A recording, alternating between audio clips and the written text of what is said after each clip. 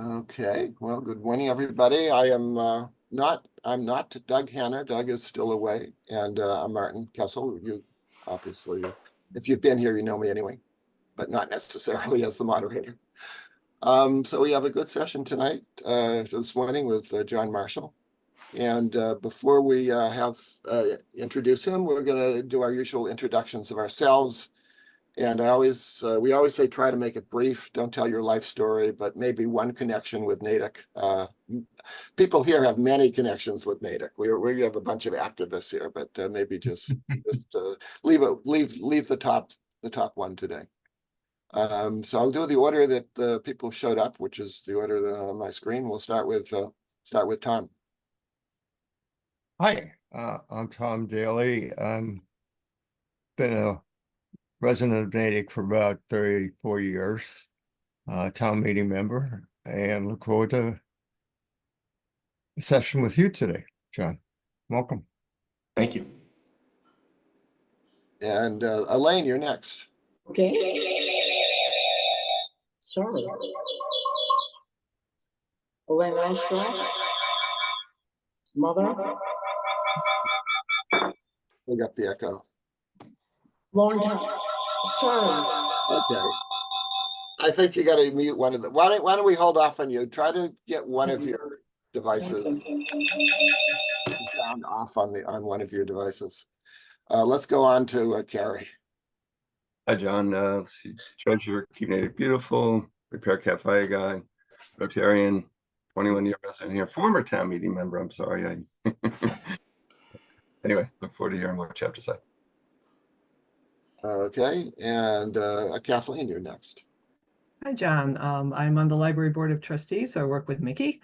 I'm a volunteer for Keep Natick Beautiful, 34-year resident of Natick, and very much look forward to hearing what you have to say. Thank you. Okay, great. Bill? Hi, John. I'm glad to have you here. I work with Pat Conaway on Keep Natick Beautiful. My most recent town venture is to be the chair of the Community Preservation Committee. So looking forward to hearing what you say. Welcome. Okay, and then Rick, you're next. Hi, John. Good to see you again. Town meeting, help with odds and ends, Eco Natick, et cetera, et cetera. All right. Thanks for being here. Thanks for being here. And Cindy, you're muted. Good morning. I'm Cindy Bates, 5-year resident in Natick this month, trail steward and Keep Natick Beautiful picker-upper. Yeah, Brian, you're next. Good morning, everyone. I abut Lake Cochituate, and water quality is kind of my big issue, and doing a lot with Pat. So I'm here to get some more information. Thanks for doing this. We still are having, who's making all that weird noise? I'm gonna mute everybody who's not talking, and you can unmute when you want to talk. And next, Brinley. Good morning, everybody. Good morning, John. My one-time thing I'll say this time is I'm a town meeting member, so I like paying attention to all things town to be up to date. And I'm glad you're here today. Thanks. Thanks, Brinley. Carol, you're next. Carol, you can unmute as soon as you maybe you're not actually listening right now, but let's go on to Sally for now. Sally or Carol, our last two people. You can introduce yourselves if you can hear me. Muted. Yeah, they may have the speakers. Good morning, it's Sally. I'm so sorry. I'm trying to be here, but not in picture. I'm looking very much forward to the information from John this morning, and thank you. I enjoy these Monday morning information, Natick keeping us all together and posted on what's new. Thank you. All right, good. And Carol, one last chance. Can you unmute? Or maybe not. Okay.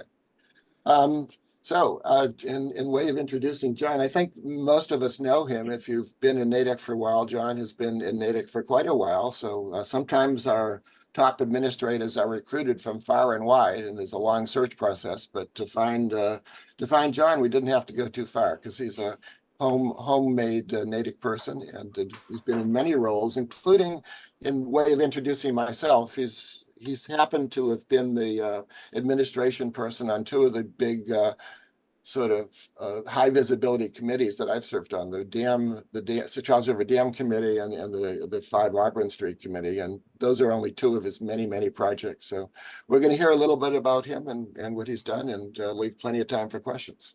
So thank you, John. Great. Thank you, Martin. I put together a couple of slides. I figured I'd just walk through to share. My thought was to do a little bit of an introduction about myself, a little bit about town administration and how we fit into the puzzle of the town as a whole.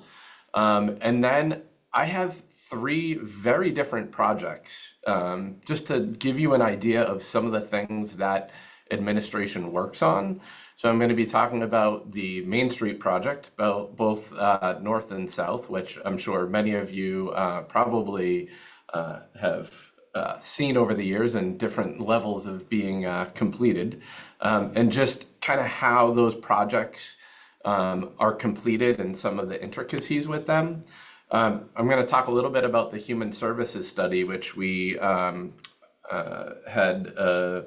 been working on for a little over a year now. You know, what that looked like in terms of some of the focus groups and where we anticipate getting some information from that, and how we move forward. And then something completely different, so maybe a little bit like behind the scenes in terms of what town administration works on, with the West Suburban Health Group, which is the West Suburban Health Group is actually a health insurance JPA, joint purchasing agreement, that we have with 8 other municipalities and 2 school districts, and we work together to procure basically health insurance for our employees. So I thought those were very different projects and interesting. So my thought is I'll go through one of those topics, be able to answer some questions on those, then we'll jump to the next one. I'm planning on leaving time at the end for questions outside of what I'm presenting today, but that's kind of my my plan. So let me just pull up these slides.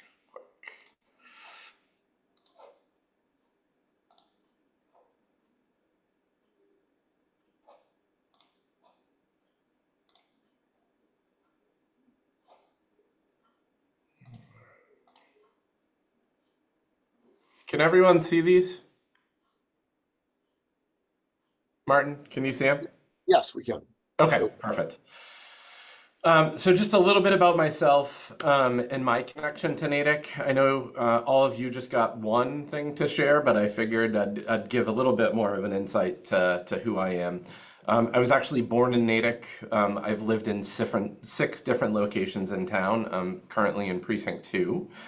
I have a wide background with the Recreation and Parks Department.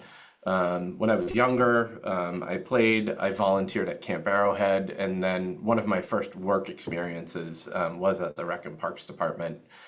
Lennomore's Hospital ×3, I was actually born there. I worked in the dietary department, cooking food and serving meals to patients, and then I worked in the child psych unit there. And then on either end of town, one in East Natick and one in West Natick, I have squares dedicated to my grandfathers and their brothers who had served. So on the west side of town is Bob Marshall was my grandfather and his brothers, and then on the east side of town, Bob Fosberg and his brothers. So there are squares dedicated for their service. My education, and I think what prepared me, hopefully, for the work that I'm doing now, I have a Bachelor's of Science in Social Work. I got my Master's in Public Administration from Suffolk. I served in leadership roles with Rec and Parks in Natick, as well as in Arlington. And then I've been the assistant or deputy town administrator in Belmont, and obviously my current role now in Natick.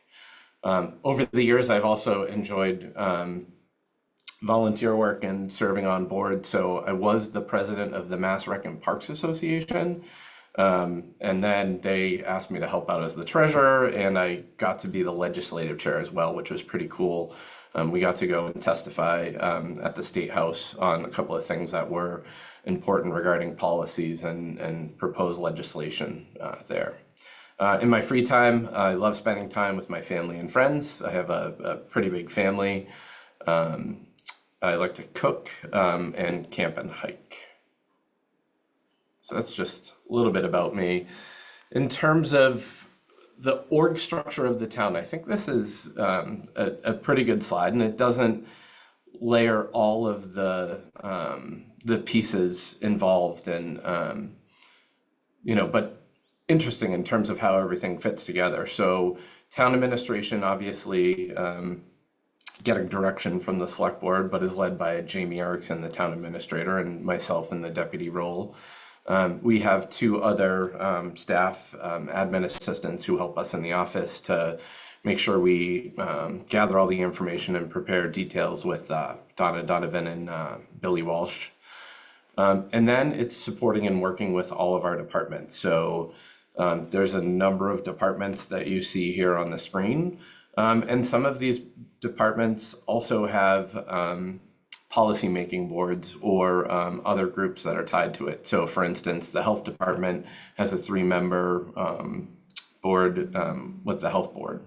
With the Morris Institute Library, the trustees have a role to play within that.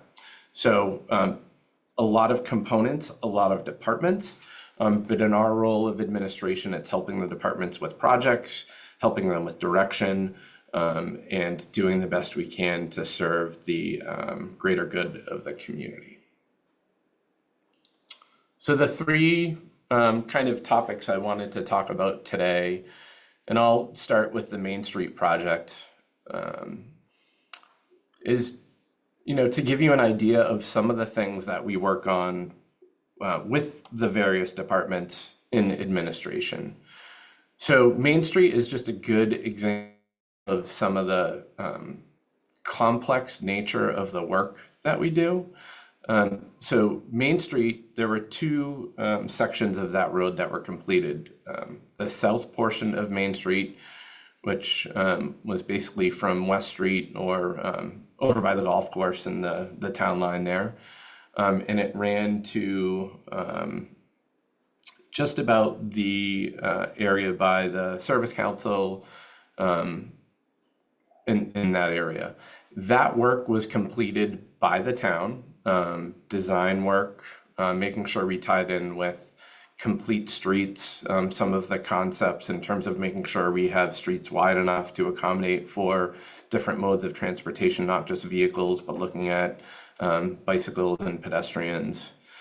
And in that work, we sought funding through the town, played the lead, so we needed to work with all of the utility companies, ensuring poles got moved, and all of that work.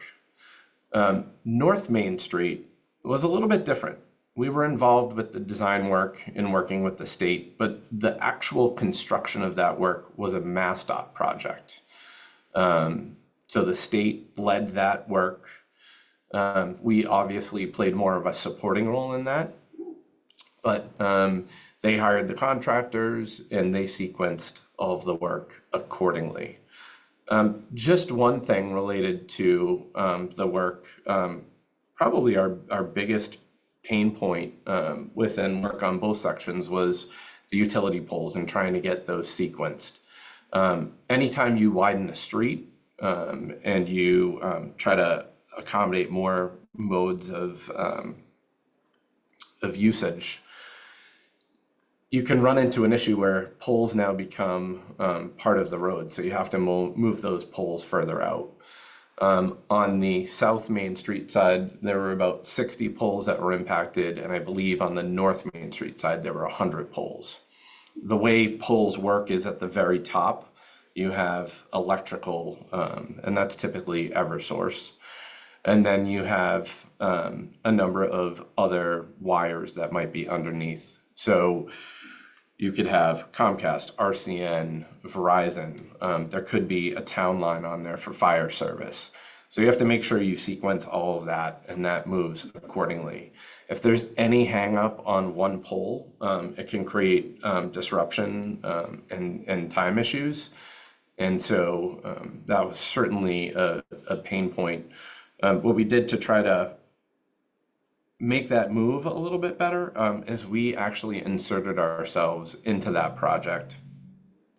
And so we a little bit of a project management role with that, where we got all the utilities together and coordinated weekly phone calls. We're still having those now as we're completing the paving work over on North Main Street. So even though we're in a supporting role and not managing that project, we know how important that project is to the community. So we've inserted ourselves and tried to move that along more swiftly. I won't say that it's moved super fast, but we've done our part to try to move that along where we can. So I'm going to pause there. I'm going to stop sharing so I can see all of you. But I thought it would be good to share an example of just a complex project that we work on, and the fact that sometimes we're leading, sometimes we're supporting, but there's usually a role for us to play in either instance. So I don't know, Martin, if there are any questions. Any questions on the Main Street? Yeah, Rick.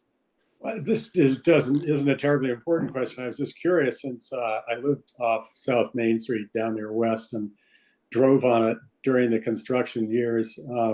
There were at least one wall on a property on the east side. I'm sure you're familiar with it. That was sort of, had to be moved or taken down and put up again, and it took a really, really long time to complete. Don't know how it impacted the sidewalk. It didn't impact me. So this is just one of those curiosity questions, an easy ball. What's the deal with something like that when something on someone's private property seemed to have been affected, or maybe it wasn't. It was all just a private job. Yeah, so anytime we're looking at width of a road, we could run into a situation where we could need an easement, whether for temporary easement to be able to go and complete work, or a permanent easement where we need to actually have a taking. In both South Main Street and North Main Street, there were takings that we needed in both of those manners, some from a permanent basis and some from a temporary basis. When we have a temporary taking, it's usually because we need to impact that area, but then can restore it and give it back to the property owner. So that specific area was just one of the complexities of needing to be out a little bit further to make sure we were able to get the road wide enough, but also because of the grading in that area, it was a little bit more involved in terms of trying to get that restored to a acceptable manner. So does the town have to, when something like a wall is an obstruction, which perhaps that wasn't, does the town has to pay for that as part of what goes on, or how does that work? Correct. Yeah, the town would pay for that because it's something we're impacting to complete the project that we need to. Right. Okay. And I have another question, but see if anybody else has a question. I have the question. Are you still on Main Street, Rick, or is this a different topic? Yeah, it's still on Main Street. Still on Main Street. Oh, okay. Well, maybe we'll go with Bill and then come back to you. Hi, I have a two-part question. That traffic light at Lake Street went in, I think, over a year ago. In fact, it's been in so long now that there are trees covering the light. But my question was, when is that going to get turned on? And do you have a sense of when that section will be, or the north section will be finished, be completed? Yep. So based on my last conversation with our contact at MassDOT and the utility companies, which we had a couple of weeks ago, we were able to we prioritized the area by Wilson and Benham to get the paving done and the lines done before the start of school. We were able to get most of it, but the kind of center lines came after the start, but we at least got the crosswalks down. Our goal from there is to continue to remove poles as we go down. And I believe in front of or right by General Green and Lake Street, we removed a number of poles. I believe it was last week, Bill. So that's the remaining work that we have to complete. Or I say the state has to complete in order to get that final paving down. The intent, based on our last conversation, is that paving work will be completed in the next couple of months, and that we should be able to button up that area. Regarding the light, I believe it has something to do with the way that the wires are being run. There's a couple of wires that run directly across the street. So as soon as those utility poles get configured appropriately with the wires on there, those should be able to be powered up and that light should be able to come on. So I'm hoping within 2 months, but I don't want to promise anything because, you know, we've been wrong, or we've thought something was going to happen at a certain time before and it wasn't the case. So that's the best information that I have right now, is it should be completed within the next couple of months before winter. Thank you. Okay, we got a whole lot of questions now on Main Street. Remember, this is just on Main Street. We have plenty of time for other topics. And I probably, after the people whose hands are up, we should probably move on to our next topic to make sure we cover them. And I'm sure there's questions on things that are not part of those three presentations as well. So we'll have Brian, then Brinley, then Tom, and then we'll circle back to Rick if his question is still on the table. So, Brian.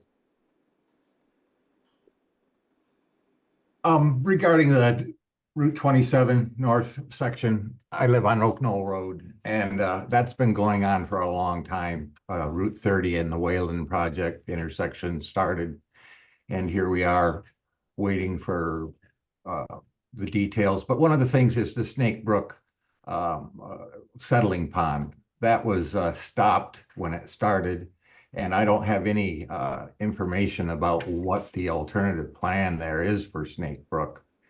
And that's kind of negligent with, I think, for the DOT's work. And they also kind of, it makes me wonder where the staging area there behind the access to the rest area off 27. The company has a huge stockpile of gravel that comes and goes and gets moved and processed, but they have very little filters or barriers for that pile. And I think a lot of the other stuff that DOT does isn't the best process, or they get a lot of what is it, kind of a pass on just, they'll do it and do it again and keep doing it till they get it right. And it just takes so long. And then the finished product kind of at times is like, whoa, they've been here all this time, and these manhole covers and valve covers are still not set flush. And it's kind of the edges and the details that is like, gosh, if they spent all this time, how come a thing isn't really kind of snappy and all these peripheral things cleaned up? And it's that constant construction, you get numb to it. But, you know, we drive over it every day, those hard edges that are chopped in and left for weeks. And it's like, these guys, you know, the fences that are down along the Mass Pike that are abutting Lake Cochituate, you know, all that stuff is kind of day-to-day maintenance that seems to get overlooked. And to me, it's pretty important, you know, to have the finished product looking like something that you'd present to somebody as a brand new effort. And I see it, and the drainage, which comes from the Mass Pike, which comes onto our streets, is overloading. And so the storm drains are not being maintained. We're getting all these flooding events from the big rain events, And the town and DOT really don't seem to be addressing these maintenance issues of cleaning out the existing storm drains. I think that is so important, these peripheral edges and the details. So if we could, we're helping with cleaning up, but we get a kind of a firsthand view of these rough edges and trying to clean them up. So thanks. That's just my 2 cents. Yep. I appreciate the feedback, Brian. I will definitely pass that along to the staff in town that's working with them. Okay, Brinley, you're next. Thanks. Good morning, John. My question is, and it might be better answered later when you're doing more stuff, but my question is, when these projects are happening, especially the Main Street one, there seems to be a communication thing about town. And one of the things that comes up regularly is activism and can people help? In other words, does it make a difference if people email the state and say, hey, what's up with our project? Why is it taking so long? Does it help if they email the town? So I'm curious about individual town resident activism with the projects and how they move. And then with polls, curious about if the polls on Washington Street had any tie-in to I think it's Washington Street, the one that runs up by Navy Yard there, where the playground is. And then is cutting the branches a DPW thing yet, or does that have to wait till the project turns over to town? In other words, the branches that are over the lights that we were just talking about. And a little about how you're working with Jay for communication on this type of project, specifically Washington Street, for getting this type of information that you're giving us right now out to residents. Thanks. So, good questions.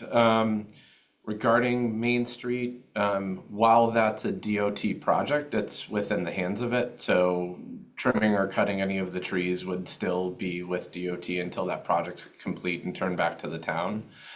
Once it's turned back to the town, then from a maintenance standpoint, we would handle any of that. Sometimes tree work that's around utility poles is stuff the town doesn't complete. That would be the utility company itself. So if it's electrical wires, cable wires, things along those lines, it's typically the pole owner, which in most cases is either Eversource or Verizon. I think the majority of poles in Natick, it's either one of those two, with the majority being Eversource. Regarding Washington Ave, we have been working with them to move that forward. They have moved some of the wires recently. That's taken a lot longer than we've wanted, but we've done what we can to try to manage it by getting the utility companies together and talking.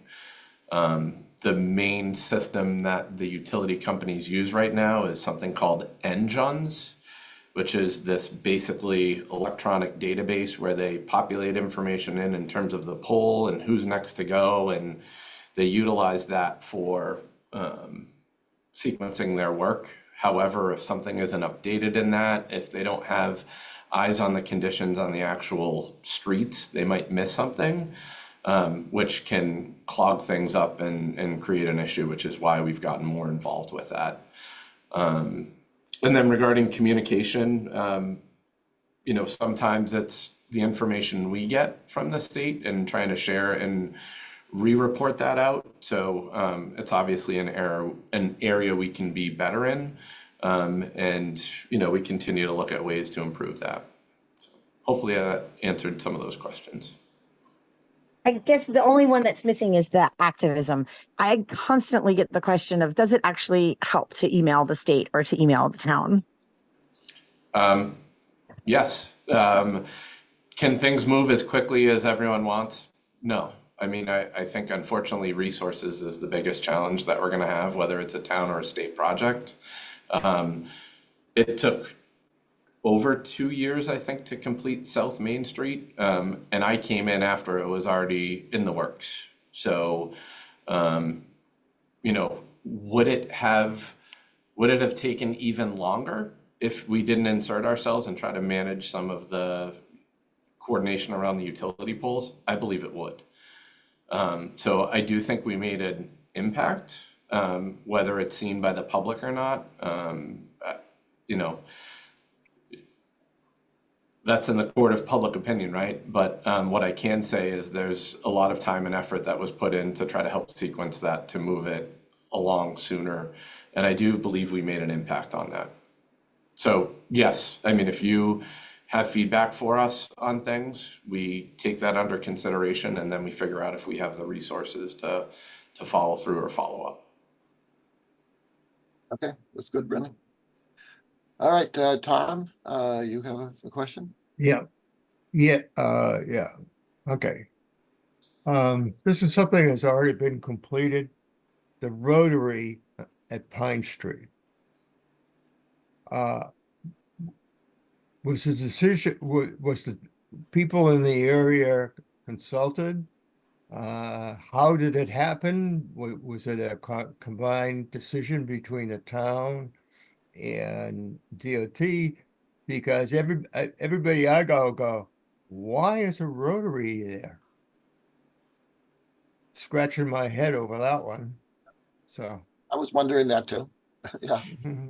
Yeah, I don't know the exact process. The design and engineering work actually took place years ago, prior to myself being back in this role. So I wish I knew more in terms of, you know, what that process looked like, but that was probably 5 years ago when the design work started for that project. So I would imagine there was a public engagement process. What it was, I don't know, but I can look into it and circle back. And Martin, I'm happy to share that information with you. I just don't have the answer for that. Yeah, okay. Anytime if you have something that you want to share with the group afterwards, you can always forward it to me, and we send out an email with any updated information. Yes, I'd wanted to move on to our other topics, but I know Cindy has just put her hand up, and Rick had a leftover question, so I'll give you hopefully some quick comments or questions, and then we can move on to some other topics. So we'll start with Cindy because you haven't spoken yet. Good morning. Thank you. My question relates to the South Main Street project, and it's just a curiosity thing of the barriers that are wrapped in that it's hay wrapped in some sort of netting, and then also the plastic on the crosswalk things.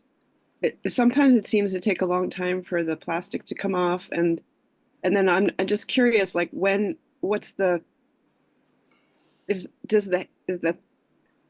is there a removal of that, or is it supposed to disintegrate, you know, for the hay thing?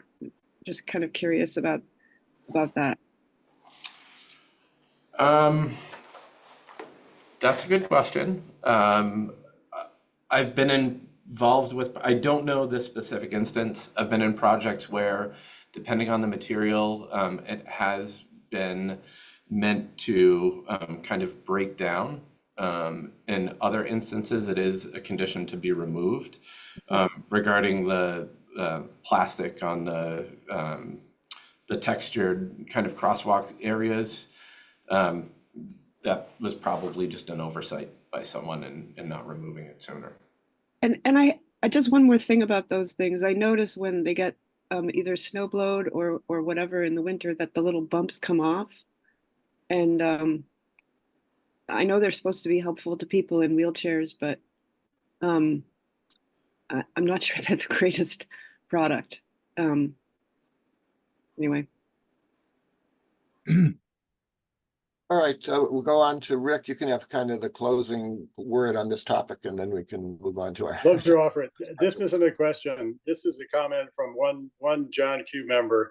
Now that I know that the town did North Main Street, the town did South, and DOT did, I want to compliment you and the town on the job you did on it. It's an amazing improvement. sure there was some inescapable awkwardness. 60 polls, I never counted, but I did admire the challenge that you had with the polls. We're in the middle of sidewalks and in the road and all kinds of stuff. So, you know, I think congratulations are due, because it's and the other thing is, just quickly, I think the signage that you put in and the painting that you put in at the crosswalks is helping to reduce the speed. You and I may have talked about this before, but you know, since I come out on it, I'm pretty aware of the speed coming from Sherburne in, and right now it seems to be a little better, but we'll see. Maybe it's just memory of the summer. Anyway, thanks, and thanks for explaining. Absolutely. Okay, thanks, Rick. And I think we can now go on to our next topic, John. I don't remember quite what it is, but I'll look forward to it. Yeah, so next topic is I wanted to talk about the West Suburban Health Group. So Natick is part of a joint purchasing agreement. So we come together with, right now it's 8 other municipalities, 8 other towns in close proximity, and 2 school districts to procure our health insurance, basically to purchase health insurance. And by coming together with multiple communities, the intent is that we'll have more purchasing power. So each town has a representative on their board, which is in Natick, I'm the representative on the board. And there's also a 6-member steering committee. And some communities have a representative, some don't, depending on their level of involvement and you know, what they're able to do. So Natick has been part of the West Suburban Health Group for 30 years, which is a pretty long time. And this past year, you know, we realized we've been with the same administrative company for a number of years, so we decided to do a assessment and audit to have an understanding of how we're performing, how we're doing, looking at what else, you know, might be a comparative option, and what those kind of costs are. So, you know, most benchmarks that municipalities use is the GIC. And really for us, it's just kind of that frame of reference to say, okay, here's something that's out here. Here's what the costs are for this. How are we comparing to do that? And are there opportunities for us to be better in what we're doing with purchasing our health insurance?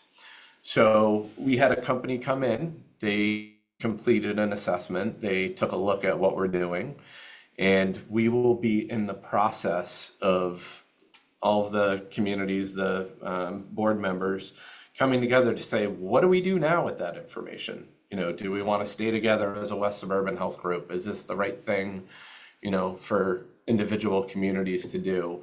Can we find savings that we can turn back to both the municipalities and the employees by looking at how we structure our health insurance differently?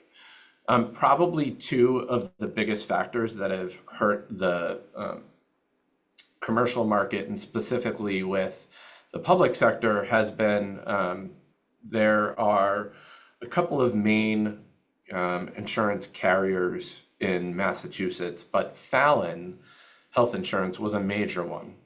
And when they left the market a couple of years ago, we basically lost our low-cost option. So employees and the employer would pay less for Fallon than they would, say, for a Blue Cross Blue Shield or a Harvard Pilgrim. With Fallon leaving the market, that had disruption in terms of, you know, now we had 2 good options, but did we really have a low-cost option? So we lost some of that, you know, savings for the town and the employees, which was disruptive.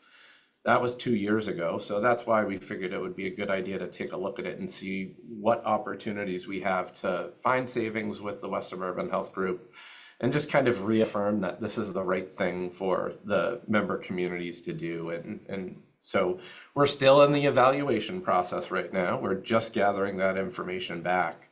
But health insurance is probably one of the biggest lines that the town has. When you look at our budget over the course of the year, I think we're just shy of $20 million in health insurance, and that's just what the town pays. The employees also pay a portion of that. So, it's a significant cost to both the employer and the employee. That being said, health insurance is probably one of the most important benefits that we offer our employees. And so making sure that we can find options that are affordable, that meet the needs of the employees, is an important thing that we do. So I thought the JPA and West Suburban Health Group as a whole is probably something that isn't talked that much in the public. But it's a big line item that every year we have to fund. And I thought it would just be an interesting topic to discuss with this group, because I'm sure all of you, are dealing with health insurance in your personal lives in some way or another, either as a consumer or, maybe you have a role in that with your companies. But I just thought it was an interesting topic, and, give you a little bit of an insight in terms of how we procure health insurance in Natick. It's a joint purchasing agreement. We have kind of a stake as part of that board or committee. We have a voice on that in terms of decisions that are made. But ultimately the group, the West Suburban Health Group, makes choices as a whole. Similar to how the select board would make a decision with a vote of their committee, the West Suburban Health Group does that with their board as well. Yeah, so that's I'm glad you're talking about that, because when we do the town budget every year, people look at each department's budget and some of the small expenses and these these $5,000 items and $1,000 items, but the largest item in the entire town budget is healthcare. And for some reason, it's allocated as a separate line item for all of the healthcare for the town rather than allocated to the particular department. So it comes up as this big multi-million-dollar thing. And we've all heard that healthcare costs are rising far beyond inflation. So it's really good if you can get a handle on that. So if you basically been able to control the healthcare rise, in terms of the general rate of inflation of healthcare costs in the country, have you gotten a real impact on that? So we've actually, in the last 2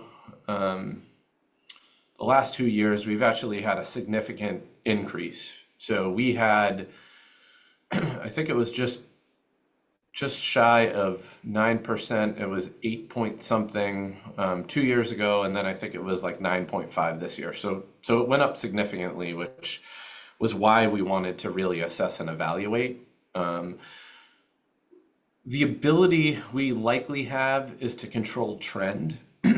So trend is basically you have the same amount of claims from one year to the next, but trend is the factor in terms of how much is that going to cost for that same service the following year.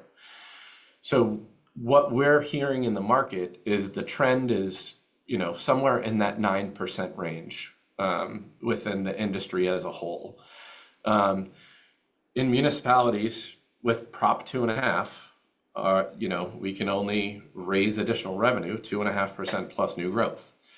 If our health insurance is going up at 9% as just one line item, that's significant, and that's a significant impact. If increases for employees is only going up 2% or 3%, but your health insurance 9%, that's an impact to people's take-home money. And so these are all challenges and things that we have to look at. When you're limited in terms of how much you can go up, and then you have certain things that go up higher than that, it's just a question of how do we try to mitigate and control that, and are there opportunities for us to reduce that increase? Which was why we thought it was important, especially having a JPA that was in existence for 30 years, to take a dive into it and to understand that a little bit better. Thank you for that. Any questions on healthcare? Somehow I'm always concerned when town meeting just passes that budget without discussion, when it's like the biggest item in the entire budget. But yet it's very hard for lay people like us to even make intelligent questions or comments on it. So now we got some questions. Good. So Cindy and then Tom has some questions. Yeah, just really basic. You had an initialism CGI, or I can't remember what it was at the very beginning. See, I can't remember what they were. And I was like, well, what's that? And then my other question Sure. is, what are the 8 towns and school districts, if at least some of them? Just curious. Sure. So I think the acronyms I had was WSHG, which is the West Suburban Health Group. I probably should have spelled that out. And then JPA, which is Joint Purchasing Agreement, which is basically one of the levers that communities can pull. So we have to follow procurement and state requirements. In order for communities to come together, we basically have to have a document that all of the communities have agreed to in terms of, yep, we're all in on this. Basically, procedures around if a community wanted to exit, what does that look like? So we have all those in place with the West Suburban Health Group. It was a 3-letter acronym that started with C, but never mind. It was, never mind. It was just, let's move on to the towns. That's fine. Okay, sure. Yeah, so some of the communities, Needham, Dedham, Shrewsbury, Wellesley, those are probably some of the larger ones. I believe Dover's part of it as well. And then the school districts, except Collaborative, is part of it, as well as Dover-Sherburne. Okay, thank you. All right, Tom, you had a question? Yes, the West Suburban Health Group, I presume, do they go and negotiate, say, with the various health providers and come up with, they think, the best, cheapest price and the most coverage? And then they do a recommendation, and then the towns all like go with it. Is that how it sort of goes? Yeah, pretty close. We have a company that administers the West Suburban Health Group, so the communities look at it through a policy level. Have communications with our employees through our PEC in town, and then basically go back, provide input and feedback to the West Suburban Health Group, try to provide direction to them, and then the administrator will, on behalf of the West Suburban Health Group, try to negotiate the best rates that they can with the carriers that we ask them to look at. All right. Okay, the next question is Judith. Hey, John. I'm here in my capacity as housing equity advocate for Family Promise Metro West, which is a new role for me. And I just wanted to thank you for making healthcare costs for town employees a priority. I'm sure you know that the average rental price in our area for a 2-bedroom apartment is about $2,800. And so in order to not be housing cost burdened, employees need to bring in over $110,000 per year to afford that apartment. So healthcare costs and keeping them in control are super important in maintaining a balanced budget for families who are living on the edge, which frankly, like so many of our employees that work for our community and so many of our teachers are living just at that income edge. So I just want to thank you for prioritizing that and keeping their take-home income in mind as you do this work. Thanks. Thanks, Judy. And if there's no more questions on this topic, I think we can move on. We got one more question from Rick. Yes, Rick, you're muted. Where did Rick go? I lost him. All right. Yeah, there we go. Thought I unmuted, but anyway, yeah, the data point is that the HOA I live in, South Natick Hills, has about 288 units, and our insurance has gone up dramatically, meaning our HOA has gone up, by a factor of at least 20% this year, and they're telling us that the insurance rates are, going up much more than that. I don't remember the exact figure, but it's high, and it seems to be hitting all ways. So if the municipality is getting away with single-digit increases right now, that's good as long as it lasts. So keep working on it. It's important. Yeah, the two things that I look at, or my role specifically, is kind of risk insurances. So health insurance is one part of it, but I also look at our property liability and automobile. So we work with Delane and Gibson, who's out of Wellesley. They've been our broker for a number of years, but similar challenges with trend and inflation and everything going up. I think the hardest challenge is you have a house based on materials and costs related to steel and labor and everything that goes into it. If you have a fire in one of the town buildings, or if you have a significant damage in one of the buildings, the cost to repair that in this year is greater than it was 2 years ago. And really trying to find ways to impact trend is huge. So through measures we can take to better prepare our employees, make our employees more aware, reduce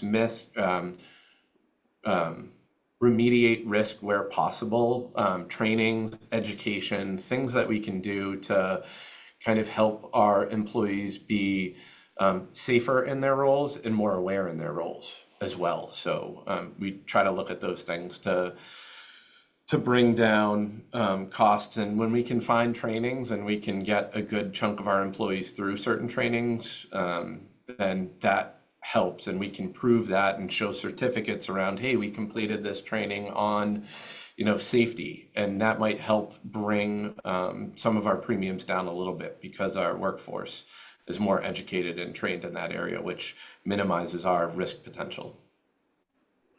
Thank you. Yeah, we use Deland Gibson. We've used them for years, and we're very happy with home insurance, property insurance. Okay, and I think you can go on to your topic 3 now. Cool. And so the final topic I wanted to just talk about was our human services study that we have been working on for the last probably year, give or take.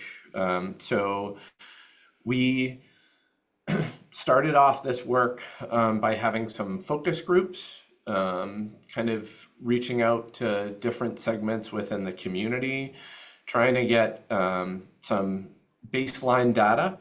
And then we completed a survey that went out townwide. We had 2,200 responses to the survey, which we thought was pretty strong. And then we've continued after those surveys with some follow-ups. We've been working with UMass, the Collins Center, and UNH. And it's interesting in looking in trying to prepare the scope of work for this human services study. We tried to figure out who's done this work. What other communities have done a basically growing up to growing old survey within their community in terms of services that they have. And what we learned was there might have been components that were done, maybe on the aging population, or maybe on a segment of the high school population, but a comprehensive study kind of growing up and growing old, we couldn't find one out there. So we had responses to our request that came in from UMass, and we asked them to try to broaden their reach, because they had a lot of experience in the gerontology work that they had done, but they didn't have a lot on the youth level. So they reached out and they partnered with UNH, brought them in to support in that area of the study that they were doing, looking at that youth level. And then also brought in the Collins Center to assist. So they are now compiling the information from the survey, as well as their focus groups, and they will be preparing a report with recommendations for us to take a look at and determine, what opportunities there might be for us to community-wide look at how we provide human services, whether that's through the government itself, whether that's through the tremendous nonprofit organizations within the town or the civic groups, and what is that right mix in terms of what we're providing, what the community is providing, how do we adjust and pivot so that we can be supportive to the community members as a whole. So that's the long and short of the human services study that we've been working on. Any follow-up questions to that item? Give people a minute to think about it. So sometimes the questions sort of pop up as people ponder. Yeah, Kathleen. Yeah, I just wondered what the plans are to share this report with the Natick community.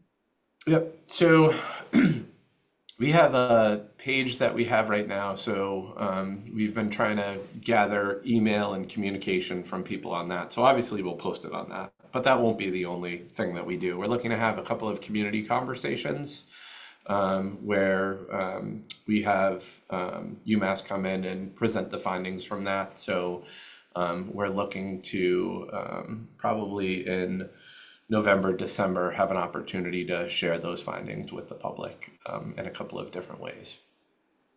Great, thank you. And Kathleen, I just want to say Mickey has been a tremendous help on this and kind of tagging in the distribution list and helping us really promote the survey. I know that after the push from the library, we've seen a spike in the responses we received. So that's been fantastic. Great to hear. The library has a very large newsletter mailing list, and I know we promoted it in the newsletter. Okay, thank you. Pat is next, and then Judith had her hand up, I believe, and put it down. If your question is still relevant, you can put your hand up. Otherwise, we'll move on. So, Pat. Oh, hi. Good morning, John. Hey, Pat. How are you? Good. Yeah. Thanks for joining us this morning. Really appreciate it. I was just curious.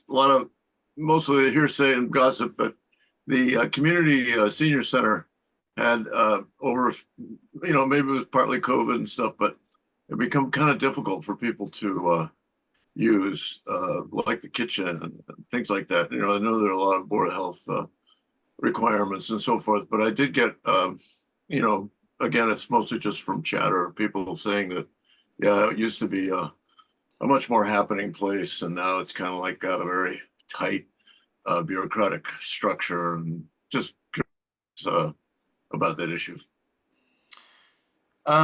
Yeah, I don't know if I have good insight into kind of when, I guess, around COVID and kind of some of the changes around that. What I can say is we've are in the process of trying to build back the team. So we've had a lot of turnover, unfortunately, in a short period of time within that. And one of the challenges we probably ran into, Pat, is during COVID, when we were really unsure of what was going on, we paused our community services director or community services department model. So we actually, during that period of time, did not hire a community services director. We took some of the components that kind of fell to the community services director, and we divided them out to different division heads, so either Rec and Parks or Council on Aging. And just recently, within probably a little over a year, we brought that model back together. And our intent with that is to hopefully be able to do more within community services. But it's taking a little bit of time for us to build that back. So, part of that, could be around that just holes that we have within the department. I think since I've been back, we've maybe had 2 or 3 key positions out, not filled, whether turnover or something else, for the better part of that time. So I don't like to make excuses, but I'm guessing the majority of that, Pat, is probably tied to that. and just trying to get a good understanding of policies and protocols and making sure that we have the right things in place, around insurance or, things like that. So we're not exposing ourselves to any risk. Okay. Okay, anyone else on that general topic? And we'll have plenty of chance if you think of something later, we'll have an open, we're going to move into an open discussion. Did you have anything else to say in your presentation, John? Or are we ready for just general questions and comments? No, I thought from a project standpoint, or just, what we work on, I thought it was really interesting to show I felt these were three very different things. This is just kind of an idea of some of the things that we do, but the work that we do in town administration is pretty broad. It's interesting. I try to figure out, like, how would we compare ourselves to a business that's out there, right? Like municipal government, what's out there that looks like a town? And it's really hard, right? It's interesting. The best example that I'm coming up with is sometimes we're almost like a mall. Like we have a lot that we offer and we do different things, but there's not always alignment between one department to another because we might have very different focuses. What public safety and our first responders are working on might be something very different than what we might be working on with our community services department. Yes, there's sometimes overlap and connections, and we try to find those connections and overlap as much as possible, but sometimes just the mission of what our departments do is very different. So, in a lot of instances, we're generalists in what we do, and we try to, have a good understanding of the community. But really, we're big support systems for our departments, and they're really the engine that kind of drives the work that happens within this community. So, working with them, getting a good understanding from them in terms of their needs and priorities, and make sure that we're serving the greater good of the community is what we strive for. So, yeah, good. So, yeah, while you're talking about town departments and town government, do you want to mention the Natick 101, which I believe is like the reincarnated Citizens Leadership Academy for people who want to learn more about town government? Absolutely. Great plug. And I think Jay and I spoke the end of last week. I know he's going to talk about it a little as well when he jumps on. Yeah, Jay is going to be here guys. next week, exactly. Yep. So we've basically reimagined our Citizen Leadership Academy. I don't know if any of you participated in it. I actually had the pleasure of presenting when I was here previously in my Rec and Parks role. But the intent of that program at that time was to help educate citizens in terms of what it is that we do. The Citizens Leadership Academy was very kind of structured. You had to sign up, and then you had 8 weeks that you had to go through, and then it was like another year before it came back. We thought it was great for the people who participated in it, but there were more people that wanted to get that knowledge as well. So a year turnover, it seemed like, we weren't necessarily reaching everyone that we could. So the reimagining of the Citizen Leadership Academy is looking at sessions where they'll be open to the general public. We actually have our first one, I think it's next Thursday, kicking off with town administration. So we'll be presenting. And the goal of that is high level. Here's who we are. Here's what we do. This is how you can be engaged with us. And then also archiving those presentations. So we're going to have a web page where all of this will live. So if you miss a session, you'll be able to go back in, watch the materials, and hopefully, we can better communicate and educate the public in terms of what it is that we do and how people can be involved with what we do. Right. Yeah, so it's next Thursday, and we had a link on our last email notice, but we'll follow that up, this current one as well. It's a week from Thursday. That's the first one. Can I ask a question on that? Yes, absolutely.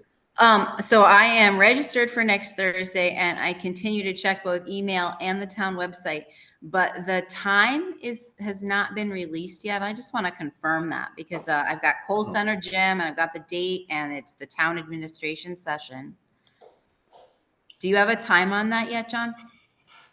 It's interesting. I have a time in my calendar of when I'm there, but I don't know if that's the time for the public. So I will send an email back out to this, Martin, I'll send you an email after this and I'll just confirm that for everyone. Thank you so much. Yep. Yeah, And we'll make sure we get that up on the website, it says site as time well. TBT on the website still, so that has to be updated, obviously. Yeah. Okay, open questions here. Anything?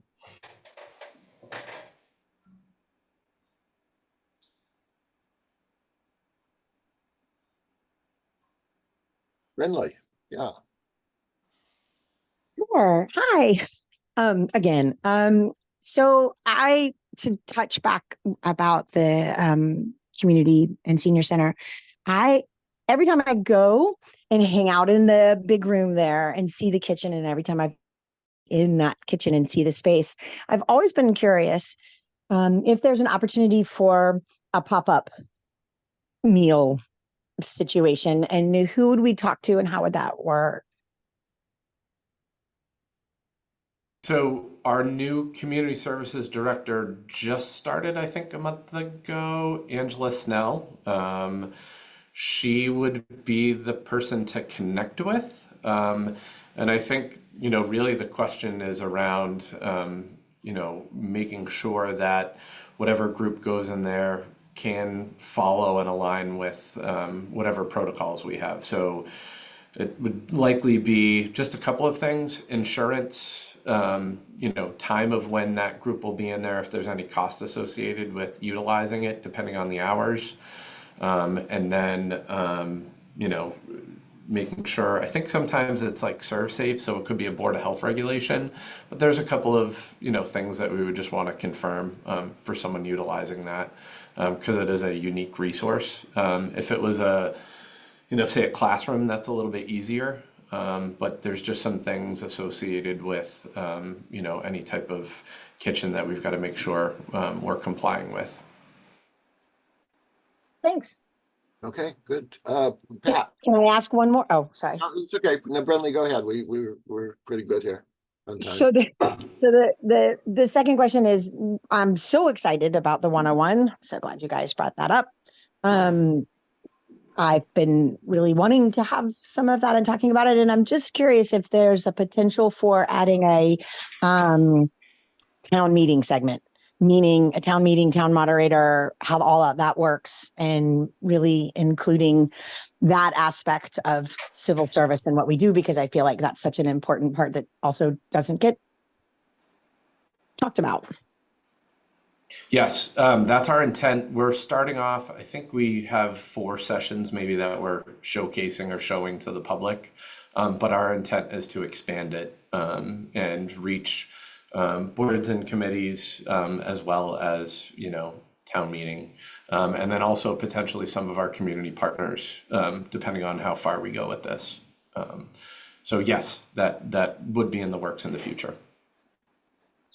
If there's any way for me to put a plug in for the town meeting one to be earlier than later on the list, because we are always trying to get people to participate in town meeting and to show up and all of that. So thank you. Come to think of it, just thinking aloud here, it might not be bad to have that in time for people to learn a little bit who don't know about town meeting, in time to get their name on the ballot if they so decide to run for town meeting. Exactly. Lead time, whatever, that like a 2-month lead time before the March election, if that's possible. Okay, we got a couple hands up, Pat and then Brian. Yes, Brian, John, we're having a little trouble at a couple of our really busy parks and field. One is Cole. And I don't know if the town Park and Rec and DPW are aware that there are a lot of unofficial groups over there that are using the fields. Like yesterday, they started at 7:30 and they played almost all the way till dusk. And they're basically Framingham men pickup leagues. And we're finding that the town Park and Rec or DPW are kind of under-resourced to handle all of the stuff that's going into those barrels, the ones that exist, and we've supplied a lot of our own. But it's a huge capacity problem, and I don't think you're fully the town's fully grasping how many unofficial folks are using the Parks and Rec. And even though it says carry in, carry out on the signs, these folks are not speaking English or reading English, and it's incredibly heavy use of particularly coal sun. So both north and the south field, but most of the north one.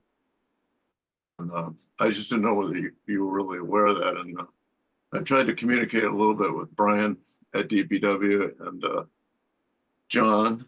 You know, there are 2 or 3 of my volunteers here who work regularly on those parks and fields. But back in the days when we had Tom Malatic and that regime, the town did take much more responsibility for the parks and fields. And in the last 3 or 4 years, they've really backed off and backed away from, you know, setting out the barrels and bins and taking care of these really busy places.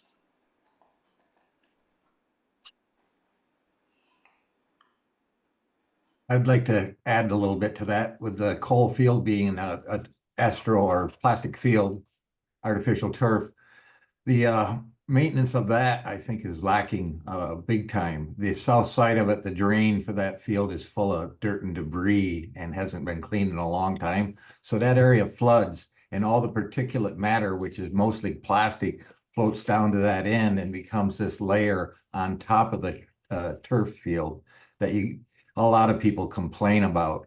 And it's like, oh, here's this probably multi-million-dollar field that is less than stellar in its state of being because of lack of maintenance. And you know, those pieces of the puzzle, I think, are very important for the town to keep up with. And when they have these assets to try to keep them functioning as they were designed. And in a lot of cases, that isn't so. They're kind of just left to exist. And, you know, that big overarching picture of being there and being involved in it and kind of getting a feel of things like, oh, this would be nice if they take care of it. That it seems to be happening a lot. And then if I can quickly jump back to Lake Cochituate with the water quality. And the town, I think, it needs to be a little more proactive on its salt use, maybe attempting to get the citizens to not be using fertilizers that's causing the nutrient loading. A positive effort to do something about this continuing water quality issue that the south and middle ponds were closed most of the summer. And then for some reason, they're not including the North Pond in that. And all 3 of them are connected. And so there's all this ambiguity about, is it closed or not? Who gets to use it? And it seems to me it impacts the naive public who comes to the state park and tries to get in, and they wait for hours to discover that, oh, the beach is closed. But yet here's all these other people out in their use the beach. So it just seems very unfair to me and kind of a problem that the state DCR is putting out there and the town's not getting involved in. And one of the key points of that, I think, is water quality testing, that there's no consistent monitoring. There's no testing stations. It's whenever somebody requests the test, they point out and go to that particular spot. And it's so inconsistent. There doesn't seem to be any archival evidence that you can go back and look at other testing. And I try to monitor it, and it's baffling, you know, and it's kind of irresponsible when they say it's hazardous to your health. And you know, you worry about your pets getting into the lake. What about the people? You know, and so it's like the town, I think, should really promote this effort to get involved with the lake. And the possibility of the JJ Lane, that little access strip that denies the park that edge of prime beachfront, why isn't that deeded back to the town? You know, the National Guard really doesn't need that. And adjacent to JJ Lane on the north side, there's a strip of land with the concrete debris and stuff. That's a no man's land next to a nice park. Why doesn't that get brought into that park? You know, this kind of piecemeal stuff that it's like it's been ignored by the town and the community for a long time. But you know, they're wonderful assets. The Mary Bunker Park, you know, that's getting into real disrepair, but gosh, if you wanted to develop it, it seems like it'd be a great place for the town to have an access point. And you know, a little more proactive is what I'm looking for. Some efforts to kind of shore up this. And you know, we should be doing something to combat the water quality. You know, just letting it ride and year after year, and the amount of closure time for the state park beach, it's just unfair. And you know, all these other projects, the roadway projects, sure, we're going to work on it, but the lake, you know, we got to wait for somebody else, and somebody else isn't coming along. I think Natick should be leading the way, saying this is our lake. There's 650 acres that we, you know, it's a beautiful spot, but it's pretty funky. The water quality is very sketchy, and nobody's really doing much for it. You know, I think it's so important to our community. So thanks for listening. Yeah, thanks, Brian. I'm trying to turn this video off. I'm not sure if he had to step out for a second. I'll give him a chance to respond when he pops back in. Some good points, some interesting things you mentioned about sites on the lake that are rec and parks. I think Mary Bunker is, and certainly JJ Lane is rec and parks, and so we probably should have Is there a something. Friends of Lake Cochituate? Is there what? Is there a Friends of Lake Cochituate group? Yep. They're more in the boaters. They're water skiers focused, and they're not really very active on much besides combating milfoil. I have a cousin who was part of a group down in Connecticut where the nonprofit took on responsibility of water quality monitoring. They got trained. I don't know if that would be a possibility. I was trained 20 years ago by the DCR, and all that project just kind of flew out the window when Reaganomics came in. And you know, it's certainly options are out there, but nobody's focusing on it, and the priority seems to be way down the list. You know, for all the work that I've done, there's really nothing that I can see that's impactful. You know, there's no change in salt use. There's no change in cleaning the storm drains.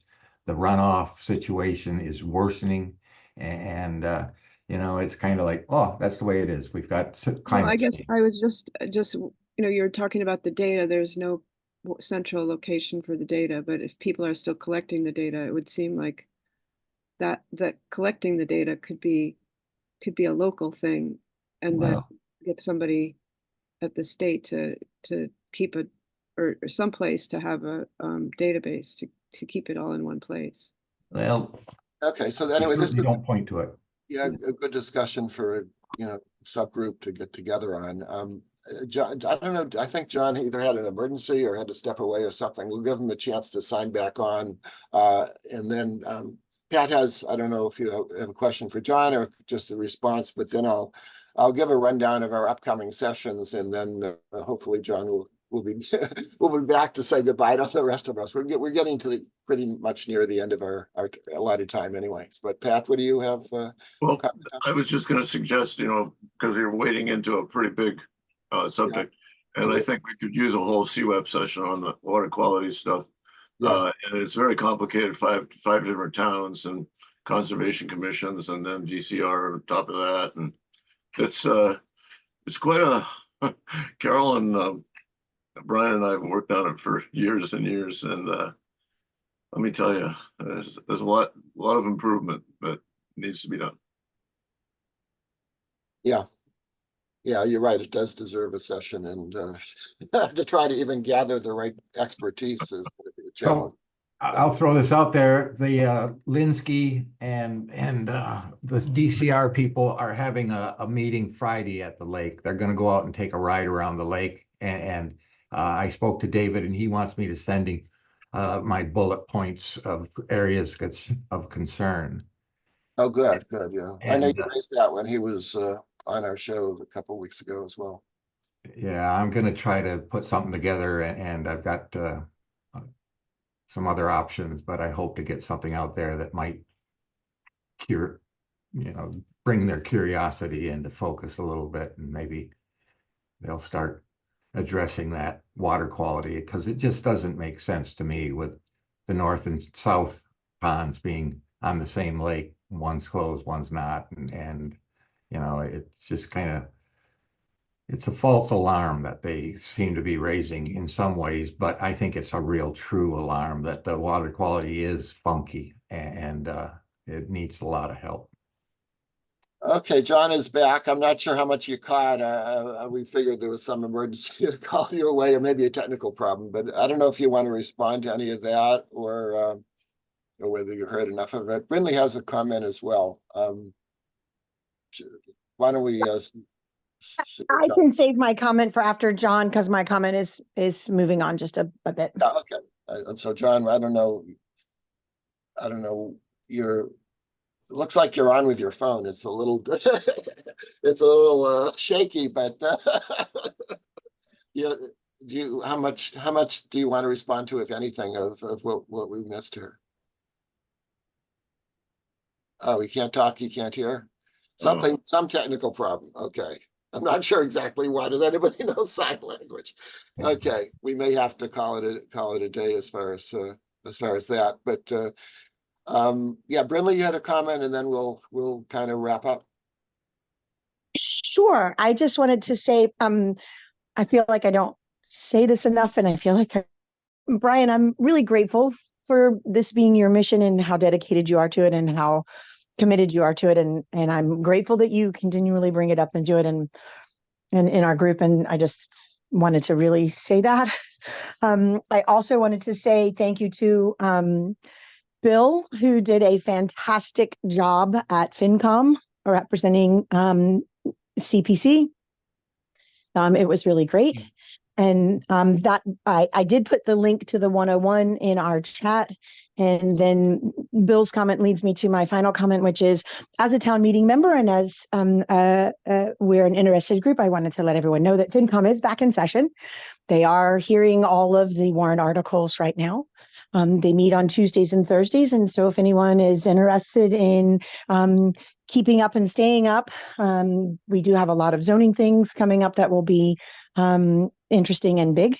And CBRC will have some more stuff. And so I do recommend, for anyone that's interested, you can watch on Tuesday and Thursday nights, or you can catch up afterwards online on Pegasus. In fact, tomorrow night is a big highlight. The first real non-routine item that they're hearing is Rick Devereaux's petition on turf fields, and that one should be an interesting one. I don't know if you want to mention that. We don't have to talk about it for too long, but that's coming up just tomorrow on FinCom. Yeah, I'm unmuted. Yes, love to have people attend and listen. I'm going to give part of a presentation, and Roger Luckman is going to cover the sort of science medical part of it as an MPH and a doctor. And then we'll have questions, and we'd love to both have questions and comments from any public who come about this. And one of the, Brian mentioned also before he got to his big topic of Cochituate, which is a much bigger issue. He mentioned Cole Center Field, and anybody hasn't been over there to take a look at it, what condition it's in, it badly needs replacing. And you'll see what Brian was talking about everywhere. It's you just see the tire rubber, the crumb rubber that's meant to be the infill is very loose, and it's just all skids around under your feet, gets on you, and it's incredibly toxic. So we're looking for a 3-year moratorium. We're going to explain very quickly. I will, why a moratorium now and why 3 years and what we can accomplish during that time and what we can avoid during that time.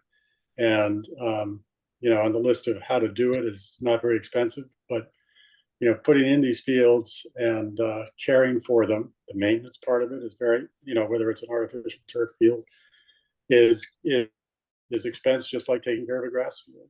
And, putting them in, putting the artificial in and taking it out are expensive construction projects, and recycling it, in spite of the fact that some products claim to be recyclable, you got to wonder, what you can really, how is it cost effective to to recycle any of this plastic and other stuff that's there that has all this toxic potential?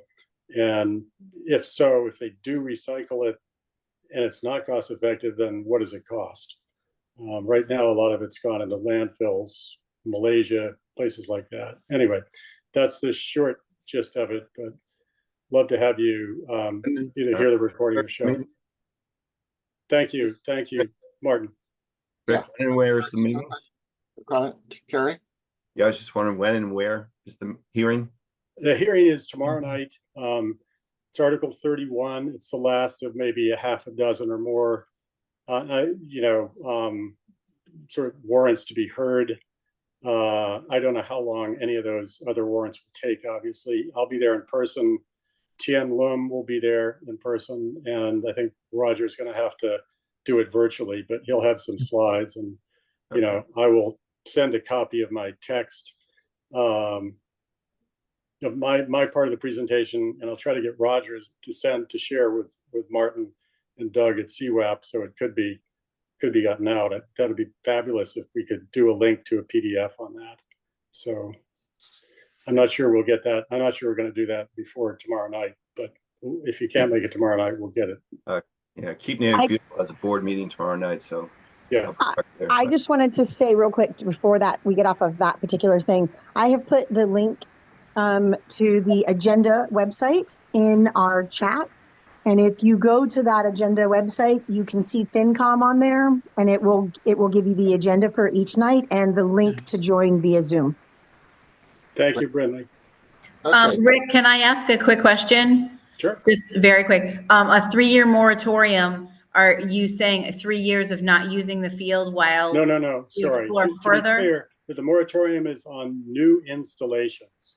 Okay. Got it. Okay. Okay. Only.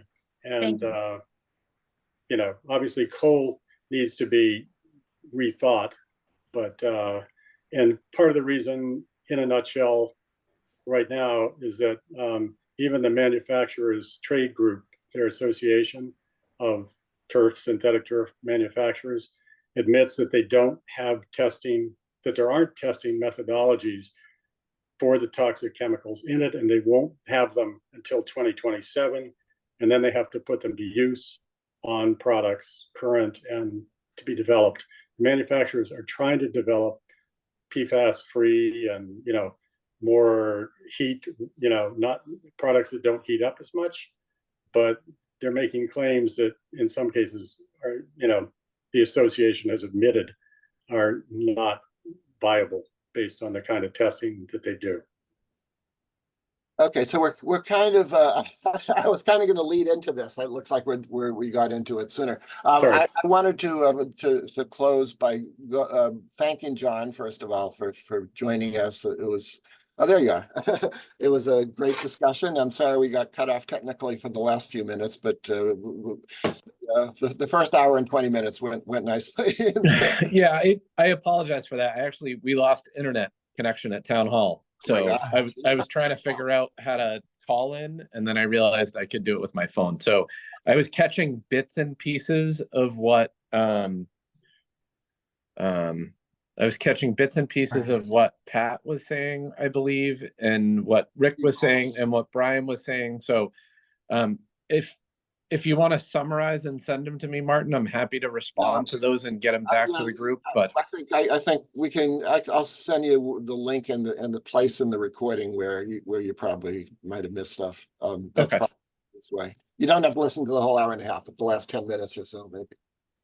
I make it a habit not to rewatch myself. So No, sometimes I'll, I'll sometimes get into sometimes do it and sometimes wish I hadn't. But anyway, so thank you so much again. And coming up, we're really going to continue with the town next week.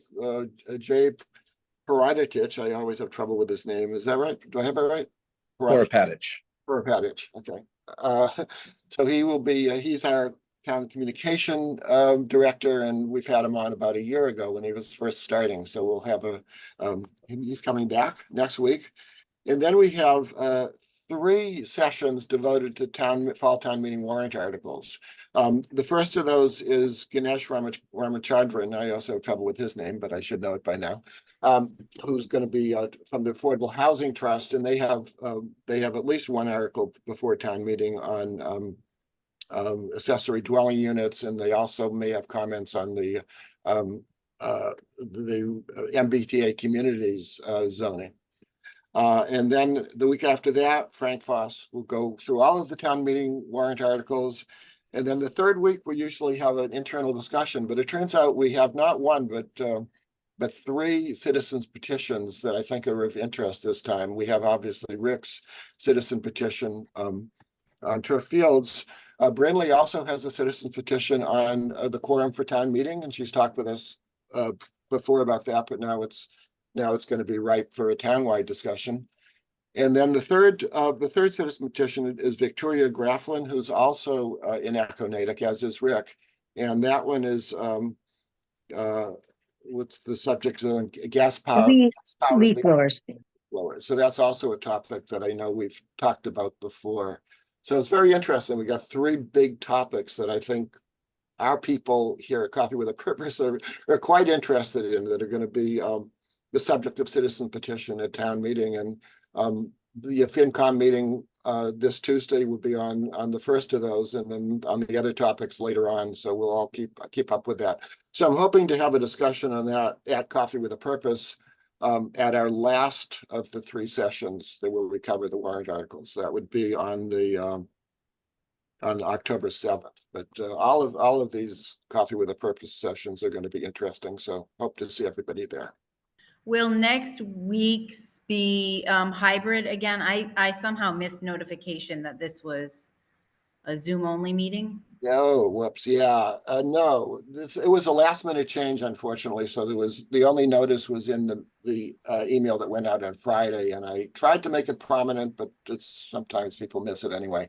I'm going to put my email address in the chat because I've been a recent ad. You might not have it. I know Doug does. Oh, you are absolutely right. Yeah. So I ran no harm, no foul, because I work nearby, and I'm putting that in the chat. So next week we anticipate being in person as well as Zoom. Yeah, it's okay. 95% of the time it's hybrid. It's only rare cases where that site is not available. So, okay. Sorry you missed that. No worries.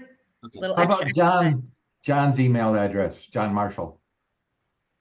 Yeah, I have it, but do you want to put it in the chat, or actually you're on your phone? Maybe I should.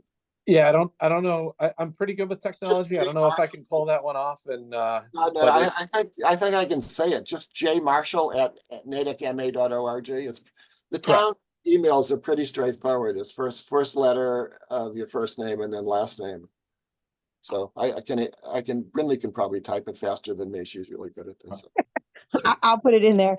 Can I also give one more? Can I also give one more little plug? This is something that Troy has been. Sorry, our DEI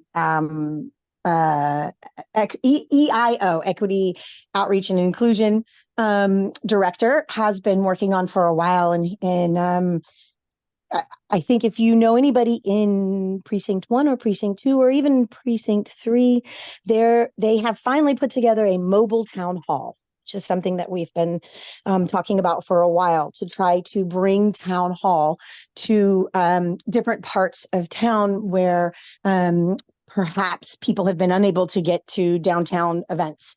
So they are doing it this Thursday, 9/12, from 3:30 to 6:30 at the Cole Center Field. And they are meet town staff, touch a truck, voter registration, bookmobile, library cards, public health info, Narcan training and kits. There's a bunch of giveaways. There's free food and drink. So I really think that this is a wonderful thing that the town is doing. And I told Tori that I would do everything I could to help promote this, because we're always talking about how to outreach specifically P1 and P2. And so if you know people who live there, or if you're able to join yourself, it's this Thursday at Cole Center from 3:30 to 6:30. And I think it would be great if we could get people there to support this endeavor. Great. And Cindy has one more comment as well, and then I think we're done. You're muted. I'm not good enough to know when people say precinct 2, I live in precinct whatever. I don't know where you're talking about. So am I to assume that these are West Natick precincts? Yes, this is West Natick. Yep. Okay, thank you. But just generally, that's something that for everybody that. This should be careful, yeah. Yeah, thanks. So I will There's no other precincts. I will send Doug a map, a precinct map, and the information for this to include follow-up email for this week. All right. Thank you all. And stop the recording.